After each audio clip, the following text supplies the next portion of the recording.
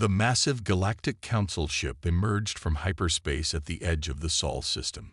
Its silver hull gleamed in the distant sunlight as it approached the third planet. Inside the ship's observation deck, the Council members gathered with their usual air of superiority, ready to catalog yet another primitive world. Council Elder Reed stood at the front, his tall, slender frame draped in ceremonial robes. His gray skin wrinkled as he frowned at the readings before him. "This can't be right," he muttered, checking the instruments again. "The gravity readings are far too high for intelligent life." The ship's sensors continued streaming data about Earth. High gravity, extreme temperature variations, powerful storms, active tectonic plates, and a host of other conditions that should have made advanced civilization impossible. Yet there it was, a planet buzzing with artificial satellites, radio signals, and clear signs of advanced technology. "We're being hailed," announced the communications officer, surprise evident in all four of his eyes. "The signal, it's in perfect galactic standard." Elder Reed straightened his robes, trying to hide his shock. "Put them through." The holographic display flickered to life, showing a human in a crisp blue uniform. "This is Captain James Walker of the Earth Defense Force. Welcome to the Sol system." His voice was calm and professional, showing neither fear nor awe at the alien vessel. The Council members exchanged confused looks. This wasn't how first contact usually went. Primitive species typically either panicked or worshipped them. This human acted like meeting aliens was an everyday occurrence. "Impossible," whispered Science Officer Miller, his tentacles twitching as he analyzed the data. "They're broadcasting from a surface station. No species could build permanent structures under that gravity." Elder Reed cleared his throat. "Captain Walker, I am Elder Reed of the Galactic Council. We're surprised to find such advanced civilization on your world. Our records indicate your planet's condition should be prohibitive to technological development." Walker smiled slightly. "You mean because Earth is what you might call a death world?" "Yes, we've had our challenges, but they've made us stronger. Would you like to send a delegation? We've prepared appropriate facilities for various environmental needs." The Council members murmured among themselves. These humans had already anticipated their visitors' biological requirements. More shocking still, they lived on a planet that would crush most Council species. A delegation would be acceptable, Elder Reed managed, trying to maintain his dignity. "Though we must insist on safety protocols." "Already handled," Walker interrupted politely. "We've prepared a variable gravity reception area. You can adjust it to your homeworld specifications. We've also installed atmospheric scrubbers and temperature controls." The next few hours proved even more surprising. The human facility was immaculate, perfectly calibrated for alien comfort. Council members watched in amazement as humans walked effortlessly through areas they could barely stand in, even with gravity reduced to 40% of Earth normal. During the formal meeting, Science Officer Miller couldn't contain himself. "But how do you manage the predators? The diseases? The natural disasters?" Walker's response was simple yet profound. "We adapt. When something tries to kill us, we learn from it. When nature presents a challenge, we find a solution. It's what humans do." The Council's classification system had to be updated that day. Earth wasn't just a death world. It was a double death world. A planet so challenging it should have been impossible for intelligent life to evolve there. Yet humans hadn't just survived. They had thrived. As the Council members prepared to leave, Elder Reed made an unprecedented decision.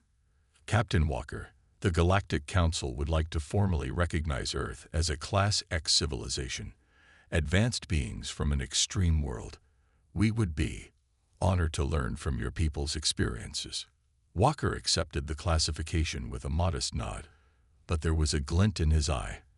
The Council members didn't know it yet, but this was just the beginning. Humanity was about to show the galaxy what being from a death world really meant. Later, in their private chamber, Elder Reed turned to Science Officer Miller. "Update the archives," he ordered, "and add a special note. Of all the species we've encountered, humans might be the most dangerous, not because they're violent, but because they've turned survival into an art form. News of Earth's classification spread quickly through the galaxy. Most species accepted the Council's decision with curiosity or indifference, but not the Draconids. Standing over 8 feet tall with armor-like scales, the Draconids had long prided themselves on being the galaxy's premier death world species. Their home planet's crushing gravity and harsh conditions had shaped them into living tanks. Now, these newcomers threatened their status. The Draconid ship that arrived at the Galactic Council station was twice the size of standard vessels. Its black hull bore the scars of countless battles, each mark worn as a badge of honor. Commander Stonescale stepped out onto the station's main chamber, his heavy footsteps echoing through the hall. "I challenge Earth's status," he announced, his voice rumbling like distant thunder. The council members shifted uncomfortably in their seats. No one had challenged a world classification in over 300 years. Captain Walker stood calmly at the human delegation's table. He hadn't moved, but everyone noticed how his stance had subtly shifted to something more ready, more alert. "On what grounds?" Elder Reed asked, following the ancient protocols. Stonescale's scaled lips pulled back in what might have been a smile. "Let us test these humans. 3 trials on 3 death worlds. If they truly belong among the elite, let them prove it." The council chamber erupted in whispers. Trial by survival was an old tradition, but it was considered barbaric by modern standards. Still, it was their law. If challenged, a species must either forfeit their status or accept the trial. Walker stepped forward. "We accept." "James," Miller whispered urgently, "the Draconids evolved under 3 times Earth's gravity. Their scales can withstand plasma burns. You can't possibly." "We accept," Walker repeated, louder this time. "But we add one condition. The trials must test more than just physical strength. They must test survival skills, adaptation, and problem-solving." Stonescale's tail swished in amusement. "Trying to avoid direct combat, human. Afraid to face real power." Walker smiled, but it didn't reach his eyes. "Not at all. I'm simply ensuring we test what matters. After all, any beast can be strong. Survival requires more." The council quickly drew up the terms. 3 trials, 1 on a volcanic world, 1 on an ice planet, and 1 in toxic wastelands. Each trial would last 3 days. The winner would be determined by not just survival, but by thriving in each environment. As the delegates filed out, Stonescale approached Walker. The Draconid commander towered over the human, his shadow completely engulfing him. "You could have declined," Stonescale said. "Kept your status through diplomatic channels. Why accept?" Walker looked up at the massive alien without flinching. "Because you're not the first to underestimate humans, and you won't be the last.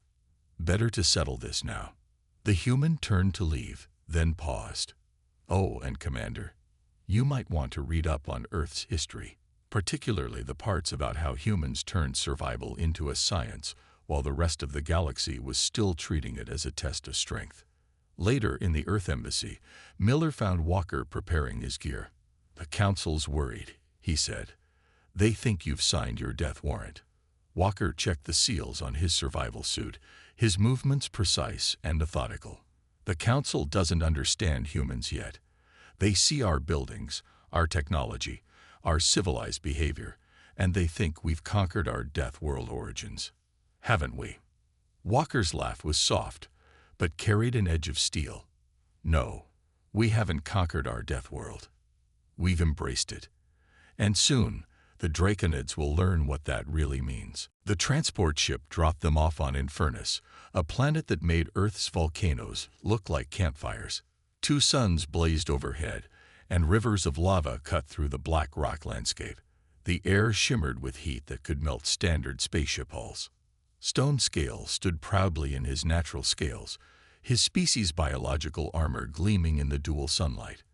He watched with amusement as Walker put on what looked like a primitive protective suit. Your artificial shell won't last an hour here, human. Stone Scale rumbled. My scales can withstand temperatures that would vaporize your bones. Walker didn't respond immediately. He was too busy checking the seals on his suit and testing the flexibility of each joint. Finally, he looked up. You know what the difference is between you and me, Commander. You're built to endure this environment. I'm built to adapt to it. The Council observers watched from their heavily shielded floating platform as both competitors set out. Their first task was to reach the designated shelter site 10 miles away, across a field of active volcanic vents. Stone Scale took the direct route, his powerful legs carrying him across the burning landscape. His natural armor deflected the worst of the heat, though even he had to dodge the occasional geyser of lava. Walker, however, disappeared into a cave system. The observers murmured in confusion. He's running away, one said. The human knows he can't compete on the surface. But Elder Reed wasn't so sure. He'd been studying Earth's history. Watch, he said simply. 20 minutes later, Walker emerged from another cave opening.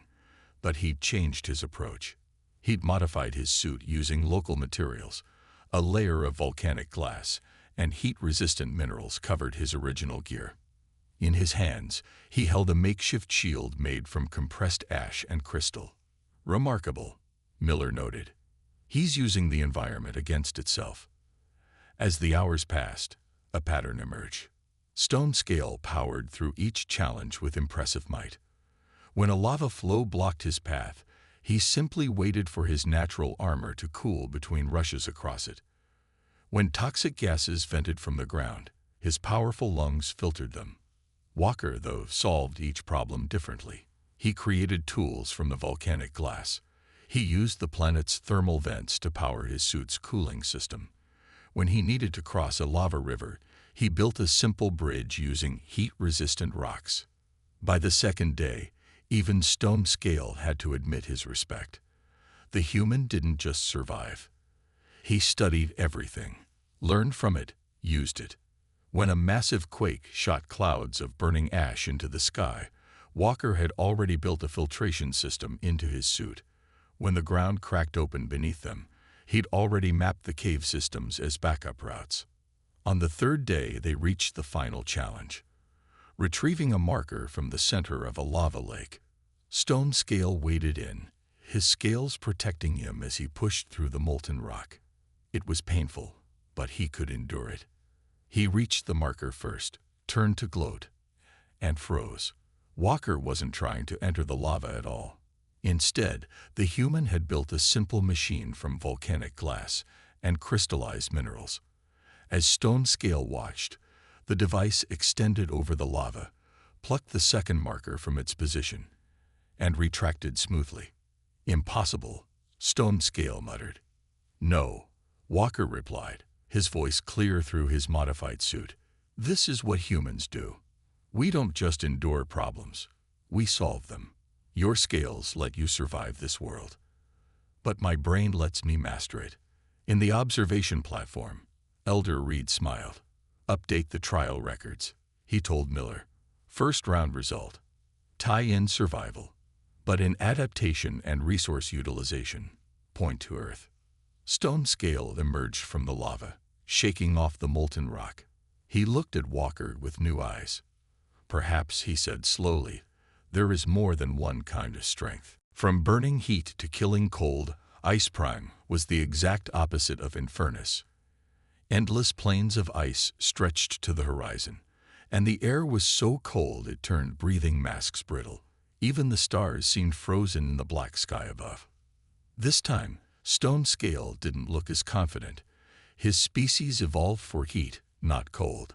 His massive frame shivered as he stepped onto the ice, scales creaking in the extreme temperature. Walker watched his opponent with genuine concern.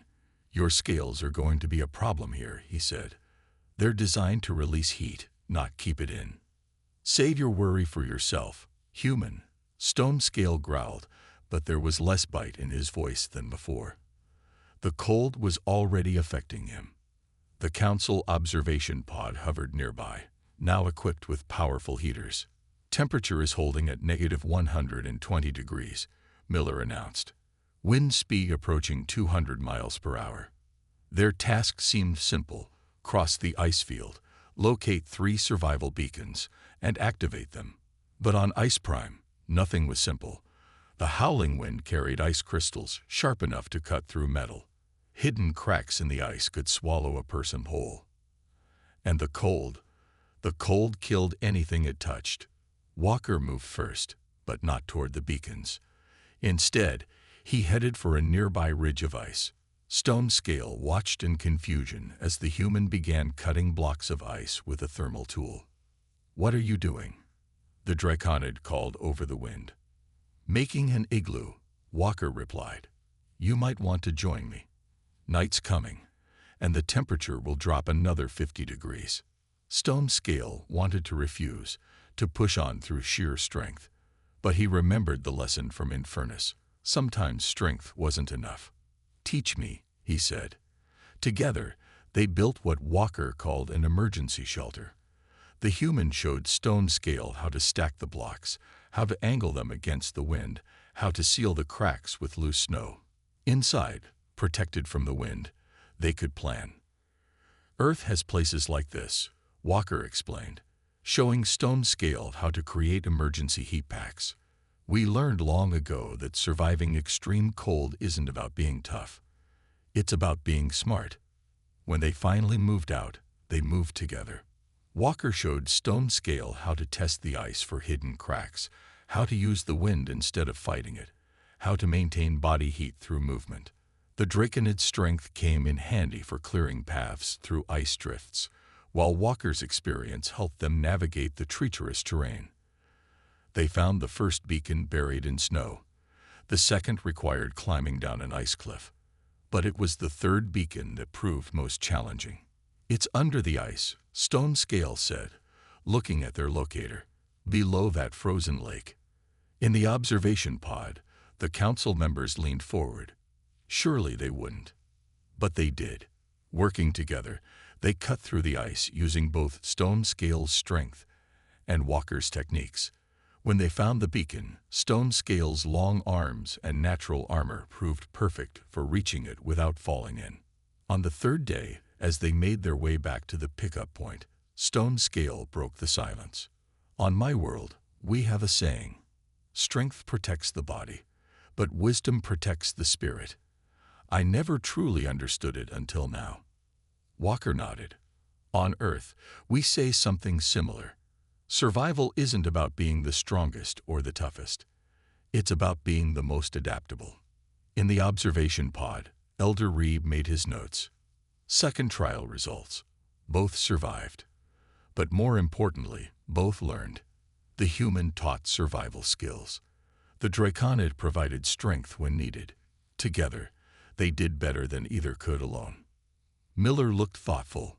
"Perhaps that's the real lesson here. Different kinds of survival strengths working together." "Perhaps," Reed agreed. "But we still have one trial left. And the poison mists of Nebula VI will test them in ways neither might expect." The poison mists of Nebula VI weren't just toxic, they were alive. Green and purple clouds swirled through the valley like hunting snakes, seeking anything that breathed. Even the rocks seemed to sweat dangerous chemicals. From their observation pod, now sealed against the deadly atmosphere, the council members watched the final trial begin. This time, both competitors wore full environmental suits. Even Stone Scale's mighty scales couldn't protect him here. "This is different from the other trials," Miller noted.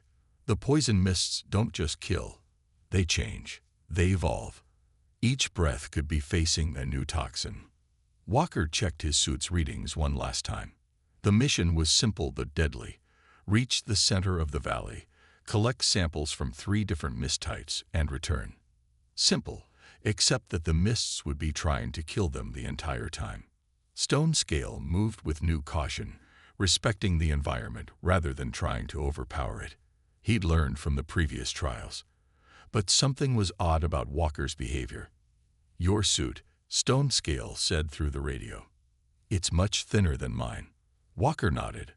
"Earth's history taught us something interesting. Sometimes, a little exposure helps build resistance.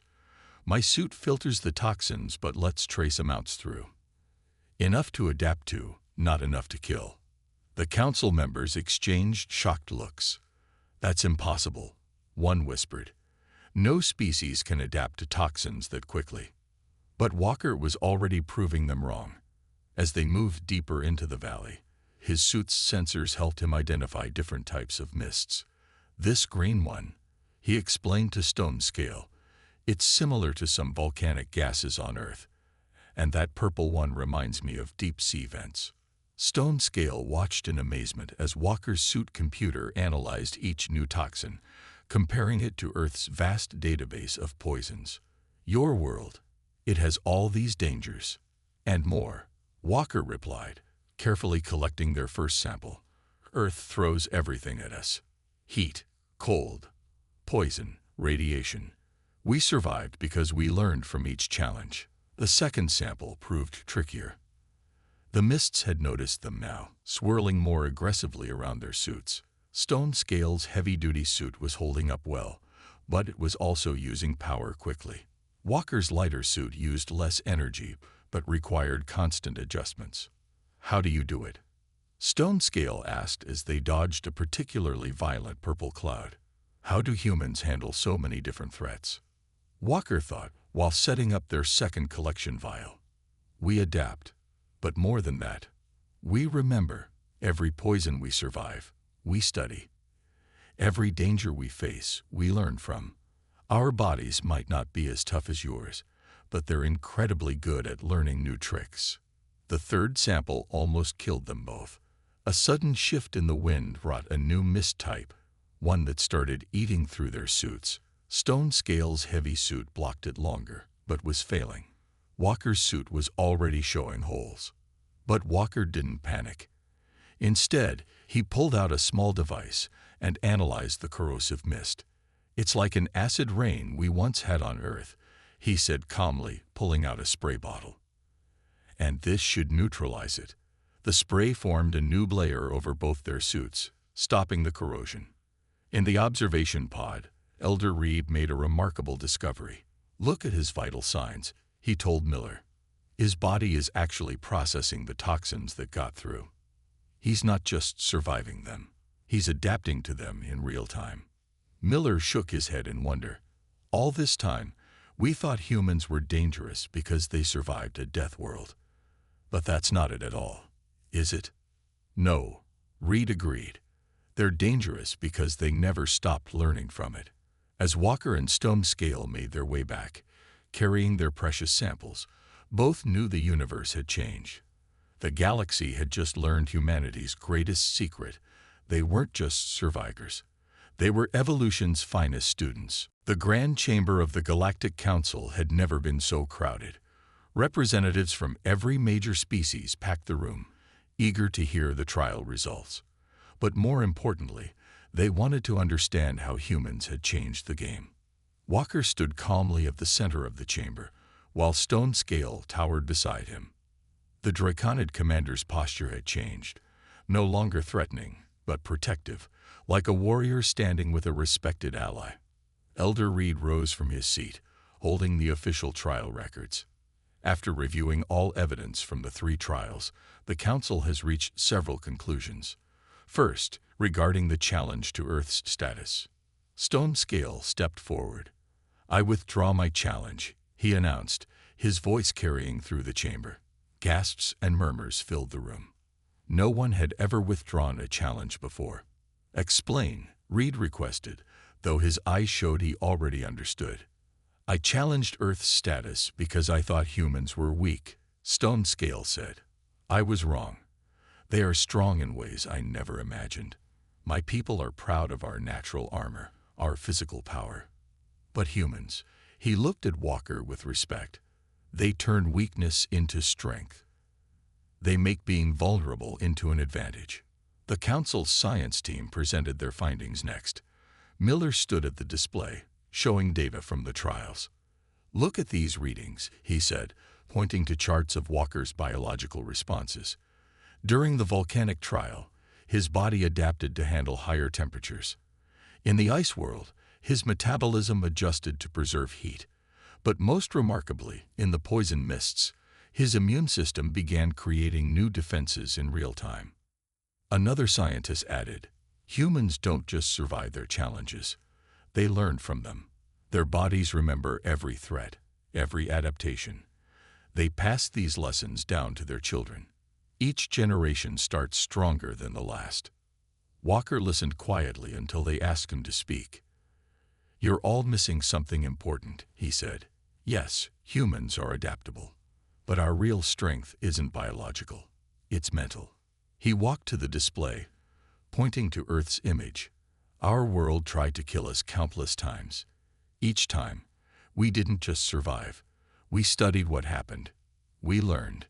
We taught others. We turned survival into a science." The chamber grew silent as Walker continued. "Take the suits we used in the trials. Each one was built on centuries of learning. The cold weather gear came from explorers who died in Earth's Arctic regions. The heat protection was developed by people studying our volcanoes. The toxin filters, we made those because our own industries once poisoned our air."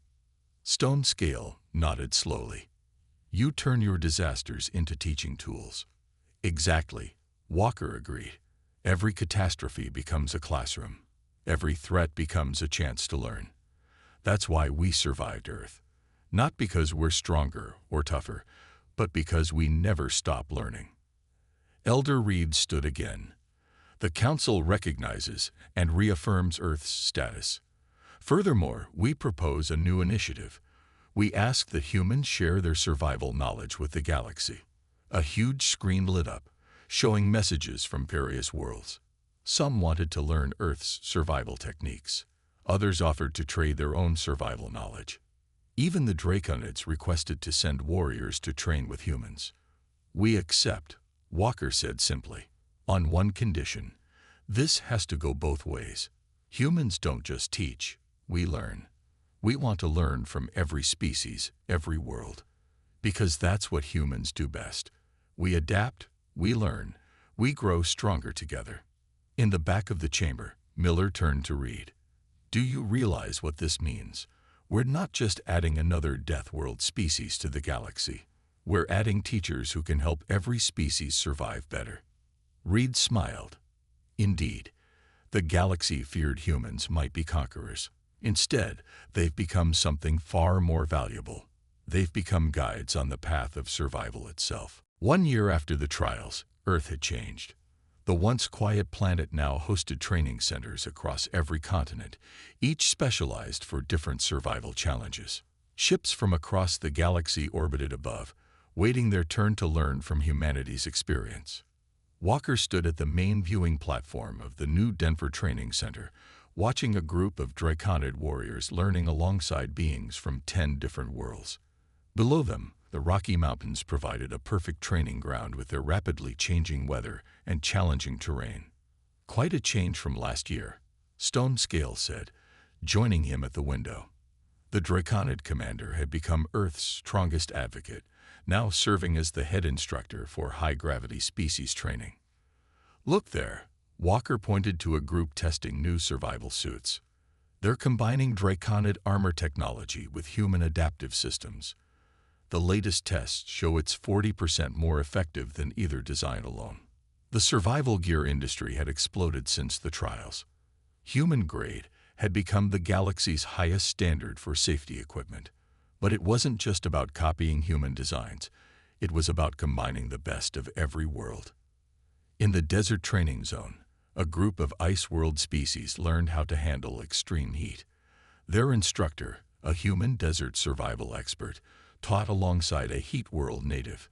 Together, they shared techniques that neither world had discovered alone.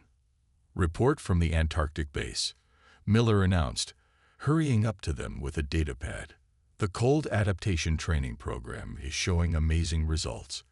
Even species from hot worlds are learning to handle extreme cold. They're using that hybrid insulation system you and Stone Scale developed during the Ice World trial." Walker smiled, remembering how their cooperation during the trials had started this whole revolution. "Any word from the space station?" "Better than expected," Miller replied. The zero-gravity survival courses are full for the next 3 years. The combination of human adaptation techniques with various species' natural abilities is creating whole new approaches to space survival. They watched as a group of students practiced emergency shelter building. Some used natural abilities, others used technology, but all shared their knowledge. Humans taught how to adapt, while other species shared their innate survival traits. We got another request from the council. Stone Scale said, checking his communications device, they want to establish 5 more training centers on different death worlds, each one specializing in different survival challenges. Approved. Walker nodded. But with one addition, I want research centers attached to each facility. We're not just teaching survival anymore. We're advancing it. The impact went beyond survival training. Earth's medical research had advanced dramatically, learning from the biology of different species. Environmental protection improved with techniques shared from worlds that had already faced similar challenges. Even space exploration benefited from the combined knowledge of multiple Deathworld species. In the main laboratory, scientists from 20 worlds worked together, studying everything from cellular adaptation to psychological resilience. They had learned that survival wasn't just physical. It was mental, emotional, and even social. Did you ever imagine this? Stone Scale asked, gesturing at the bustling facility. When you accepted my challenge last year, Walker shook his head. I thought we were just defending Earth's status. Instead, we started something much bigger. A warning alarm sounded, not for danger, but for an incoming ship. Through the massive windows, they watched as a vessel from a newly discovered world descended toward the landing pad. Its crew would be the latest to join Earth's growing community of survival students and teachers. They're nervous, Miller noted, reading the ship's communication. Their world is considered incredibly dangerous. They're worried about being judged. Walker laughed softly. Tell them they've come to the right place. Here on Earth, we don't judge survival challenges. We learn from them. As the sun set behind the mountains, casting long shadows across the training grounds, Stone Scale summed it up perfectly. The galaxy feared humanity because you survived a death world. Now they respect you because you taught them all to be survivors too. The legacy of the trials wasn't just about proving human strength. It was about showing the galaxy a new way forward, one where every challenge became an opportunity to learn, and every species had something to teach. Earth had become more than a death world. It had become a beacon of hope for survivors everywhere.